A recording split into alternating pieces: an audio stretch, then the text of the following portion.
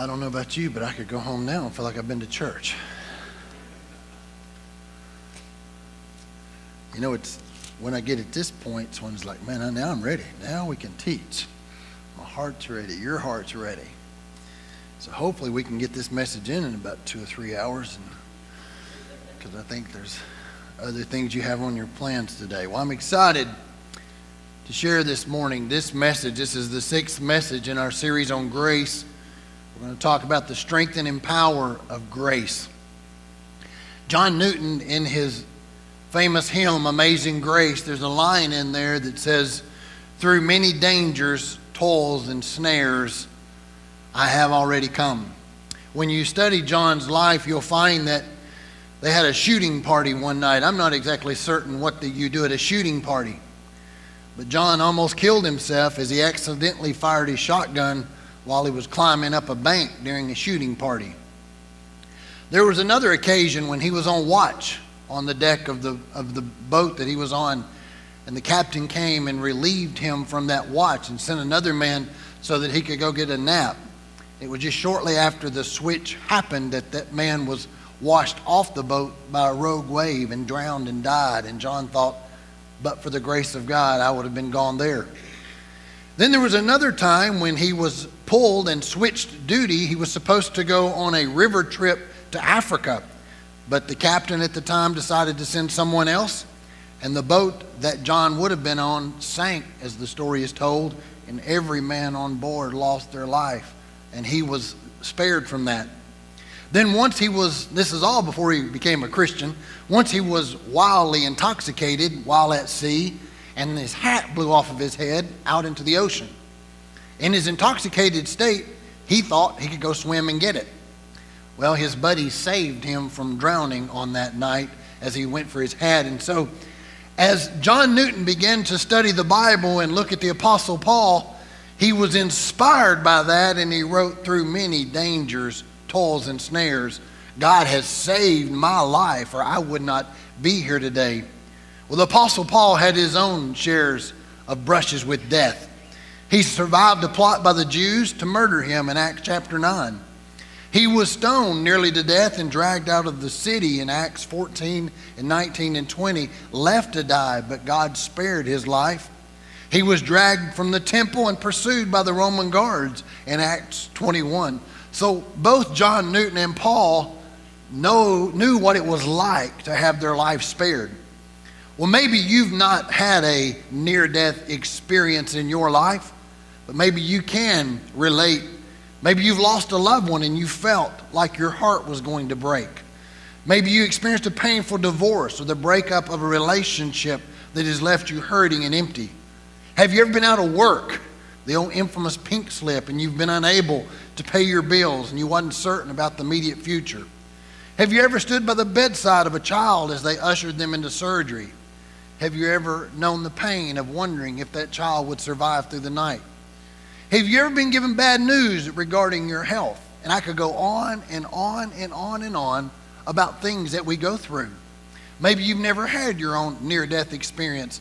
I guess the closest one that I had in my life happened in the early 90s. I was driving to Chattanooga at the time.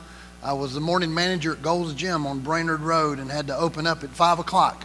And had to get there at 4 o'clock to get the sauna going and the lights on and the music blaring and everything ready for our 5 o'clock clients that would come in. It had rained that night, and I was coming from Marion County to Chattanooga on Interstate 24. And there's a place right near the Georgia line where at the time the water cascaded over the road, and I hit that spot. And the next thing I knew, I was going 70 miles an hour backwards instead of frontwards. And all I can tell you is I remember reaching down and going, I've got my seatbelt on. I can survive this with the Lord's help. And I hit every guardrail and I hit every side of that car. I looked like I'd been 40 rounds at Bristol, Dustin. I mean, every side of that car. And when the car came to a stop, I didn't know which way I was pointed or where I was in the road. But the first thought that crossed my mind was, if another car comes down through here and does that, this is not going to be pretty. And I found out I was going the wrong direction, against the guardrail. My door wouldn't open. So I got out, pulled the old plastic fenders. Thank God for cheap cars nowadays. Just pulled the old plastic front off that was broken, pitched some of it in the ditch and pitched some of it in the back seat, and drove that old junker to work that day. But who knows? God spared me for some reason that night. So we've been through a lot. I like this quote. I read it this week. Trouble is not a stranger to anyone. Actually, it's been said that trouble is like home. You're either in it, coming from it, or headed back to it. Isn't that true? I'm either in it, coming from it, or headed back to it. So through many dangers, toils, and snares we've been through in our life. And where do we get the strength? How do we operate? And that's what we really want to talk about this morning. Where does my strength come from? And there's some beautiful quotes that we have in the Bible that I could quote and you could quote. But what I began to challenge myself in the last 2 weeks was, okay, those, quotes are cute. But if I don't know how they work, it's just a cute quote. How do I really get strength from grace? How does that work? And what is the purpose and the principles behind it? I want to call your attention to 2 Corinthians chapter 4. You don't have to stand. We're going to dive right into it this morning. 2 Corinthians chapter 4. I want to read verses 5, 6, and 7. And I want you to see something. God has purposefully, that word's hard for me to say. That means with purpose. It was part of the plan. God has purposefully placed himself in fragile containers. Now, what I mean by that? Well, let's read the scripture and I'll try to break it down. 2 Corinthians chapter 4, Paul writing to the church at Corinth, he says in verse 5, "You see, we don't go around preaching about ourselves. We preach that Jesus Christ is Lord, and we ourselves are your servants for Christ's sake. For God, who said, 'Let there be light in darkness,' has made the light shine in our hearts so we could know the glory of God that is seen in the face of Jesus Christ." Verse 7, "We now have this light shine in our hearts, but we ourselves are like fragile clay jars containing this great treasure. This makes it clear that our great power is from God, not from ourselves." Paul uses a term when he writes to the Corinthians that they would understand. I think we may get this one.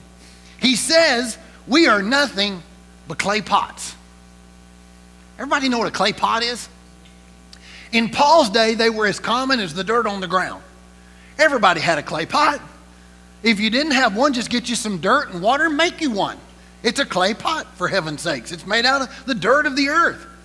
My grandmother had a lot of these. Seems like the older you get, the more you like these things. I don't think teenagers have a lot of use for them. Matt, you got any clay pots at your house? He's not up there. I can't see that far. You do. Shelby, you got any clay pots at your house? Do you own any? Yes. You do have one. Do the rest of you youth up here have any clay pots that you own? No. It's an older thing. We like clay pots. And we flip them over and we put dirt in them and we plant stuff in them. But if you're a teenage boy like I was at one time and you're around your grandmother's house, you broke these things like crazy. I mean, you look at that thing funny and it breaks. And my grandmother used to tell me when I was cutting the grass, please don't run over my rose bush and break my pots. And there's something about somebody telling you not to do it that not even intentional. The law, like, Granny, I'm sorry, but I just ran over all 5 of those pots and they're not very strong. Why don't you get a metal pot? Granny, why don't you go to a blacksmith and have them make you a iron pot and put iron pots out there, and then if I mow it and run over it, you'll know it. It'll break the mower, it won't break the pot.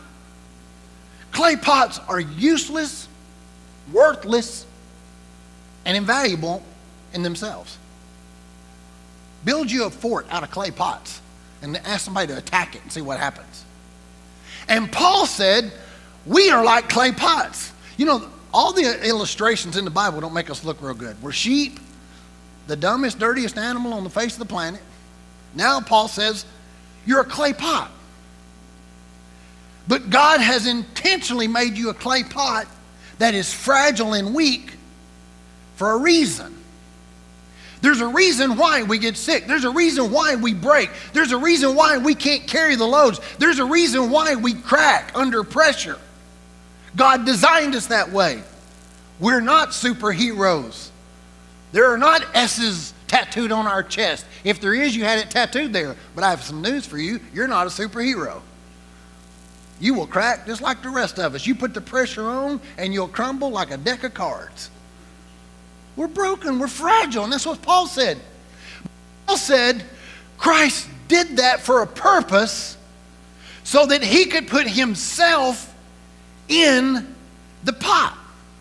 Now you take the pot and you put diamonds in it, now you got something. Don't you, Nancy?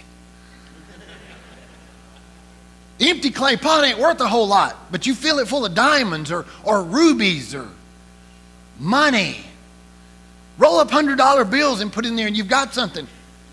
Christ trying to tell us that it's the pot is fragile, but it's what's inside the pot that's going to make the difference of whether it's worth anything or not. And so Paul said Christ purposely made us clay pots, weak. So what do? We run to the gym. I got up this morning. I'm now up to a 20-minute mile. I'm proud of myself. And those of you who don't run know that's not very good. 6 o'clock this morning, trying to take care of the clay pot. I drug it out there and I made it. 4 water breaks, and I told Nancy this morning, I said, I guess since the age of 18, I've been heading toward death ever since then, just every day, and I'm trying to fight a battle. But I'm a clay pot.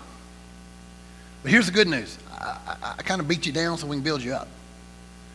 But there's something inside of this clay pot that is superhuman. There's something inside of this clay pot that has a S on his chest or a JC or whatever you want to call it. And the Bible says there's something inside of the clay pots of believers that's absolutely incredible if we learn how to tap into it. And Paul says in 2 Corinthians that it is the light of Christ. So I'm going to take this clay pot, if it's okay with you, and I'm going to light it. Now you know why I'm lighting it? Because as believers, what is in your pot? Fire, the light of Christ. There's the strength. There's what makes this pot what it is. God's in there. So I'm going to light all 3 of them because I like fire. So just amuse me just a moment. And if your house burnt down, I didn't do it. But I want you to remember as we go through this morning. All right. So God has purposely made us fragile. Let's go to number 2. God allows the clay pots to experience testing and trials. Look at verse 8 and 9. We are pressed on every side by troubles. Can anybody say amen? Every side, every day. Seems like it's something. If it's not the water bill, it's not the electric bill, it's the car. If it's not the car, it's my body. If it's not my body, it's the kids and the teacher. Them old teachers. I got news for you. It's probably your kid, not the teacher. Back in my day, it was always the kid, never the teacher. I could have got a report card sent home that said I'd robbed the school treasurer. My dad would have spanked me before he even inquired. Son, don't steal that money. Dad, I didn't do it. But it's always something, isn't it, guys? But look what it says. But we are not crushed. We are perplexed, but not driven to despair. We are hunted down, but never abandoned by God. We get knocked down, but we are not destroyed. I have a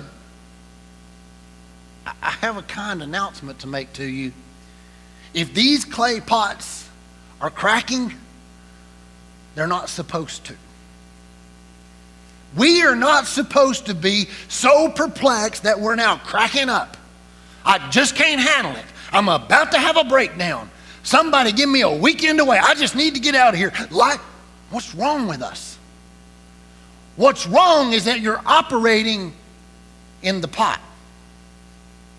you're not operating with the fire.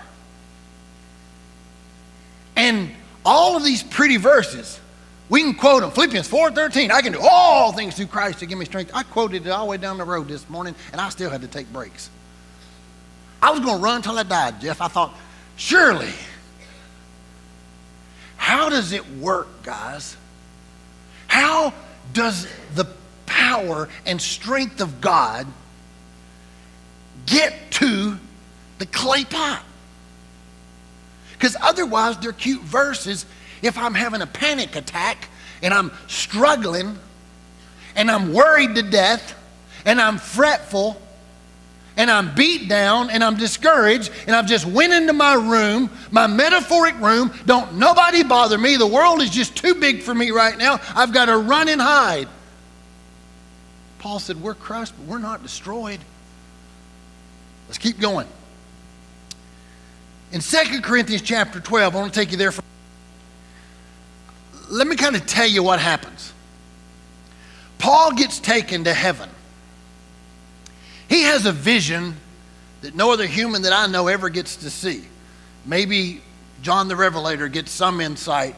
That would be the only comparison I could really tell you. And when he comes back from this vision, he has seen things so incredible that God knows it could become a point of pride for Paul. So God gives Paul a problem. The Bible calls it a thorn in his side. And I want to read you what happens in verses 1 through 7 after giving you that background. Paul says, this boasting will do no good, but I must go on. I will reluctantly tell about visions and revelations from the Lord. I was caught up to the third heaven 14 years ago. Whether I was in my body or out of my body, I don't know. Only God knows. Yes, only God knows whether I was in my body or outside my body. But I do know that I was caught up to paradise and heard things so astounding that they cannot be expressed in words, things no human is allowed to tell. That experience is worth boasting about, but I'm not going to do it. I will only boast about my what?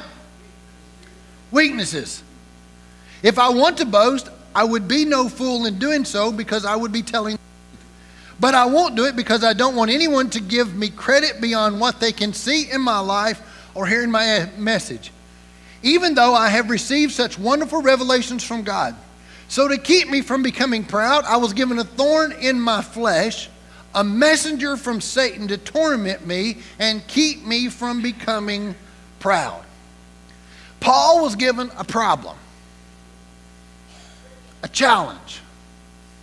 We're not really certain exactly what it was, but what I've learned through studying this is the more critical the mission that God has for you, the more testing and trials you're going to face. I love to watch the History Channel. Maybe not every show that comes on it, but I've just become enamored with learning. And I know it's because I paid no attention in high school to history. I could have cared less. I was more interested in that little girl over on the other side of the room, or what I was going to do after work, or what size tires I was going to put on my car, or anything, but could have cared less who wrote the Declaration of Independence. If it wasn't going to make my car go faster or something, I didn't care. Now I love it. And I was watching something just recently about the Navy SEALs, about what it takes to become a Navy SEAL. And I thought, these men are insane. I mean, you want to talk about insanity training, this is it. And I thought to myself, why do they put these men through this level of training that actually some SEALs die in the training process? It's not uncommon that they die through the training. But it's because the baddest of American warriors can only be formed when they go through the baddest of the baddest testing. They don't send the Navy SEALs down to Dunkin' Donuts and spend 6 weeks eating donuts and drinking coffee and talking and then send them on a mission. Now, how does this relate to us, guys? Children of God, God allows the clay pot to go through some testing, some trials. He allows it. And we don't look at it as a trial and testing. We look at it as, what in the world did I do? We don't see it as a badge of honor, but Paul clearly teaches that we should view troubles and trials as an honor, a blessing. That's going against everything you wanted to hear, wasn't it? Let's continue to read. The third thing I'm going to show you is God's grace is sufficient. His power is made perfect in weakness. But let's go through this. I'm back in 2 Corinthians. We're still there, chapter 12, verses 8 through 10, picking up where Paul talked about the problem he had. Verse 8, 3 different times I begged the Lord to take it away. Can you relate? Have you ever had anything in your life that was going on that you got down on your knees and you begged God, please God, take this away from me?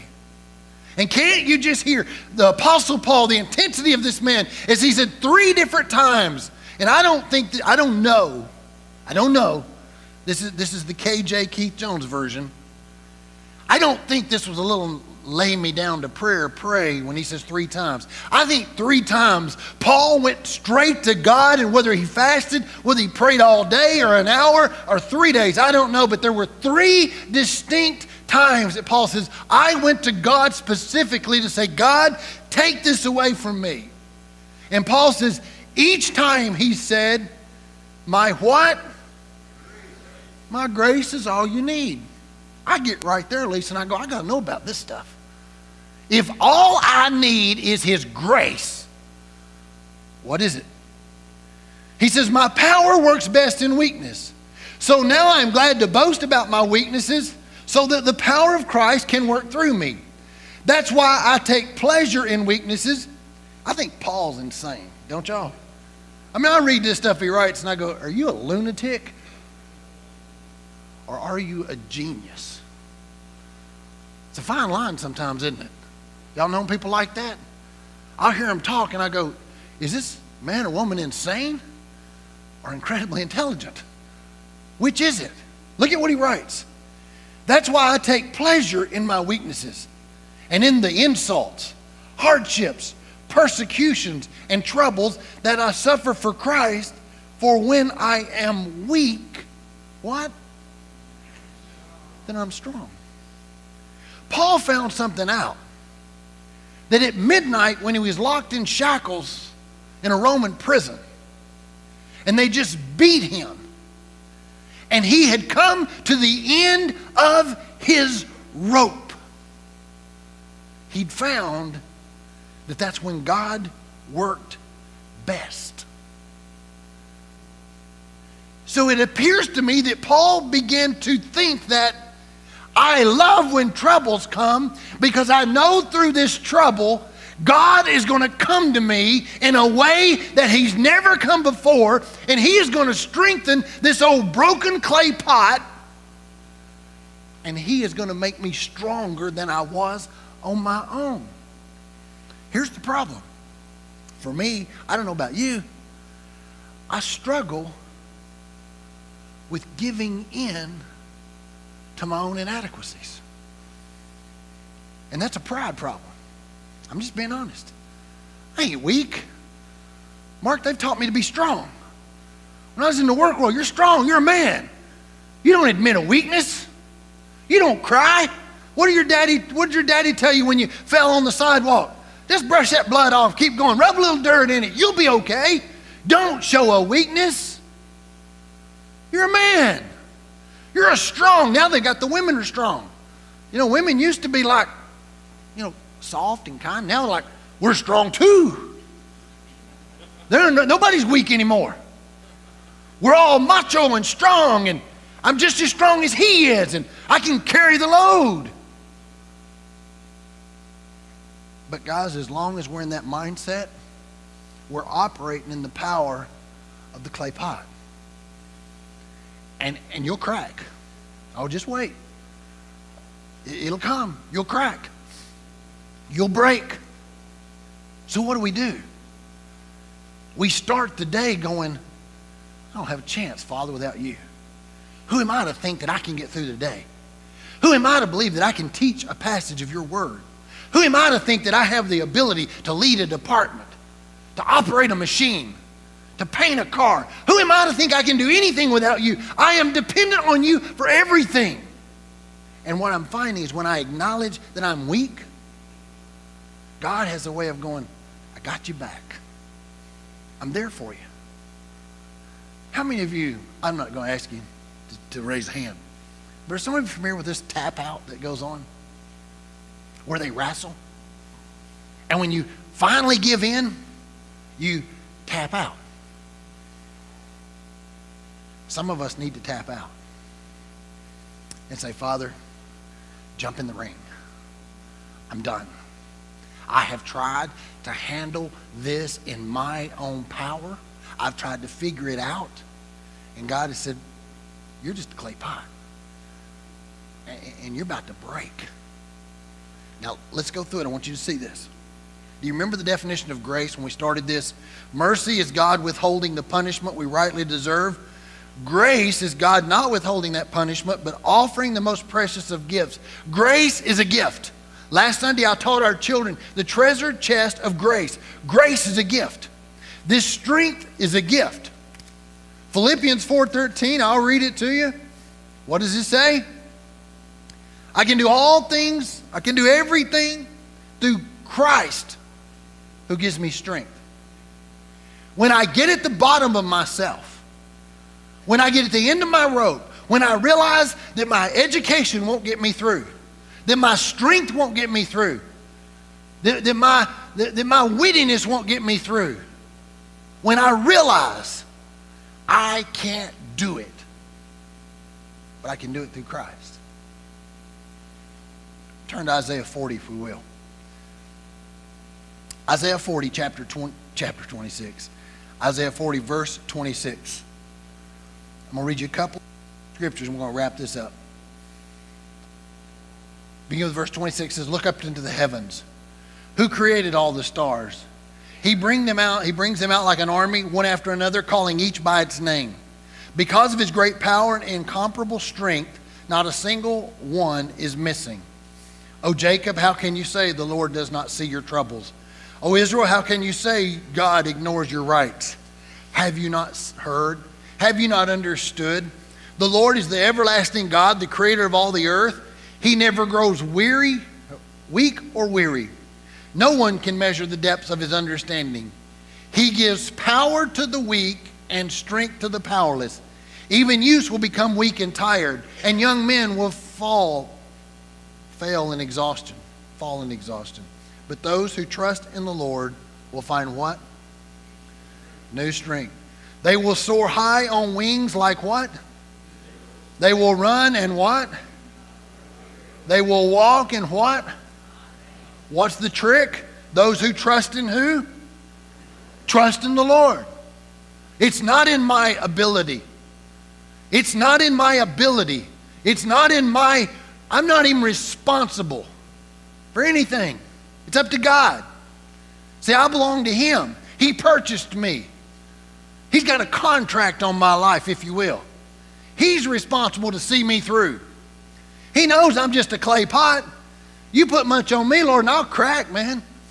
I started to bring a hammer and break these, but I thought that might be a little destructive. I want to read you one more verse. It's not in your worship folder. Turn with me, if you will, to the book of Hebrews. I found this last night. Bonus coverage, if you will. But it's good, man. Hebrews chapter 11 is probably some of your favorite chapters in the Bible. They call it the faith chapter. And it is this who's who of men and women from the Bible who have done some incredible feats with God's power. I mean, they've done everything from watched seas part to the mouths of lions stay closed as they camped out with them all night. They have watched so many things. And this chapter is about that. In verse 32 is what I want to read to you, though. How much more do I need to say? Verse 32 of chapter 11. It would take too long to recount the stories of faith of Gideon, Barak, Samson, Jephthah, David, Samuel, and all the prophets. By faith, these people overthrew kingdoms, ruled with justice, and received what God had promised them. They shut the mouths of lions, quenched the flames of fire, and escaped death by the edge of the sword. Oh, look at the next 6 words. Their weakness was what? Their weakness was turned to strength. Now, I found another 2 verses, the next chapter. Turn the page, if you will, to chapter 13. Verse 8 and 9, and this is the title of the message. Hebrews 13, verse 8 and 9. Jesus Christ is the same yesterday, today, and forever. Now, let's don't pass over that. What God did in the Bible times, He can do today. Jesus Christ is the same. We're not in a different day. God has not changed. He still heals people. He still saves people. He still brings money to financial situations that you have no idea how it happened. He still brings marriages back together. He still opens doors that need to be opened when we stop trying to do it ourselves. Verse 9. So do not be attracted by strange new ideas. I couldn't believe this verse was in the Bible. I'd never read this next line before. Your strength comes from what? God's grace. And God's grace is a gift. Now think about gifts for a moment. Now I could read the rest of the verse. It says, His strength doesn't come from rules about food, which don't help those who follow them. God's strength is not about following a set of rules. God's strength is a gift. And the Bible tells me a lot of times we have not because we've asked not. When was the last time you got up at 6 o'clock in the morning or 7 o'clock or 10 o'clock or whenever you got up and your first words out of your mouth was, God, I can't do it today. Would you give me your strength? I think too often what we do is we wait till the pot is cracked and we cry out in desperation instead of starting and say, Father, I need your strength today. I can't raise this teenage daughter without your strength.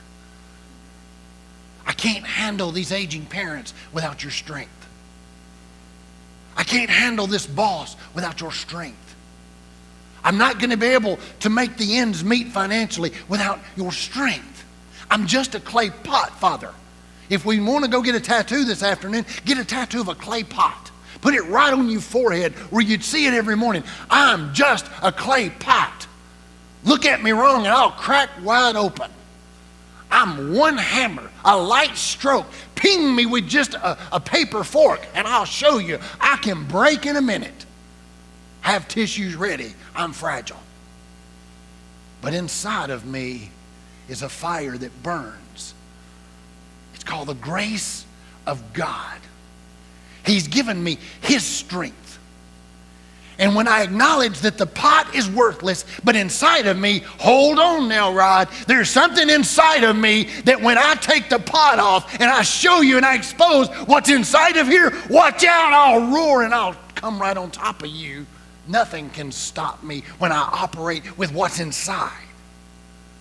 But I have to get out of the flesh. I got to step out of this old clay pot and I come out and I roar. But it's God that's roaring in me. And that's what Paul was trying to get across to the church at Corinth. He's saying, what I have found is when they beat this old clay pot with a whip and they shackle me down in the prison and I am at the end of my rope, there's something that comes out of me and I just sing the praises while my body is in pain. What allows me to do that? It's the strength that I get from God, and it is a gift from God, and it's called His grace. We don't deserve His strength. We don't deserve to be rescued. But He says, I love you so much. Who are we to tell God that the clay pot is worthless? He thought these clay pots were worth dying for. He saw some value in these old clay pots that sat on the windowsill. I heard someone say this morning, and I really like it. A broken pot spills more water. Think about that metaphorically. God, if you want to break my pot and you want to spill yourself out to the world around me, who am I to question you? I'm just a pot. I'm just a clay pot. I want you to watch this video that we've got, and then I'm going to close in prayer. For I know the plans I have for you, declares the Lord. plans to prosper and not to harm you, plans to give you a hope and a future. That's God's promise for every one of us. He has a huge plan for the story of your life. But just like these storytellers have discovered, you might be surprised by which part of your story God's ready to use in a huge way. Or maybe you've been made to feel like your story is nothing but damaged goods, like you're somehow disqualified and God can't use you. All I know is that God has a long history, a perfect track record of taking our damaged goods and turning them into something good. Just ask Alice or Jordan or Renee. Just ask Andrea or Joe and Cheryl. Just ask my buddy Tim or James. All of these people have discovered a powerful secret that can change our lives. And the secret is this: when we step into the light with all of our stories, the good, the bad, and the ugly, when we hold that up to the one who made us, the God who promises to be the author and perfecter of our faith, His perfect light can shine even through our imperfections, and it can tell a beautiful story of God's redemption to a hurting world. And that's how a hurting world finds hope. But here's the best part. We don't have to do it alone. It's not up to us to write our own stories. It's not up to us to shine and change the world on our own.